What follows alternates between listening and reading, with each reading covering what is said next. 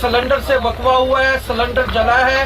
तबलीगी जमात वाले जा रहे थे और सिलेंडर फटा है। सिलेंडर की वजह से ये हुआ है। एकदम धुआं उठा है जी, भगदड़ मची है कि अब आग लगी। मैं भी भागा हूँ तो पीछे मेरे भाई था, तो किसी को हाथ बंदे को अपनी पड़ गई है। मैं अभी फजर की नमाज पढ़ रहा था तो एकदम बदबू आई, तो एकदम मैंने सलाम फेर के देखा भी बदबू कहाँ से आ रही है, तो एकदम हम जो है वो बाहर निकले तो आगे वाले डब्बों में जो आगे सिलेंडर जलाया, ऐसी कोई बात नहीं है। ये अंदरूनी कोई पंखा गिरा है और वो सिलेंडर जो गैस के होते हैं उसमें गैस निकल रही थी पहले से, फिर एकदम वो फटा है, उसकी वजह से एकदम आग तेज हुई है। कुछ साथियों ने यानी छलांग लगाकर जो है जान बचाई, लेकिन वो सुना है शहीद हो गए आगे जाकर। जो आग लगी है इसमें तमाम जो ना मीडिया के ऊपर खबरें हो रही है कि जो है सिलेंडर जला।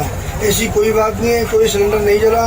स्टेशन पे तमाम सिलेंडर चेक कराए गए हैं, सबकी गैसें निकाल दी गई हैं। और जो आग लगी है वो लगी है स्लीपर के अंदर जो एसी है, और एसी के अंदर जो है जो सिलेंडर है वो अलाउ है ही नहीं वैसे भी, ठीक है ना। जो उनके साथी है जो यहाँ के अमला है वो बता रहे हैं कि पंखा में शॉर्ट सर्किट था, वो 3-4 दिन से था, और शॉर्ट सर्किट हुआ है, पंखा गिरा है नीचे, उससे आग भड़की है, और इतनी तेज से आग भड़की है। उसके बावजूद जो है ट्रेन चलती रही है, कोई अमला नहीं था, कोई पुराने हाल नहीं था, ठीक है ना। और जो उनकी जंजीर होती है मतलब चेन होती है वो भी काम नहीं कर रही थी, ठीक है ना। कोई इमरजेंसी की सहूलियात नहीं थी और ना आग बुझाने की फायर थी, ठीक है ना।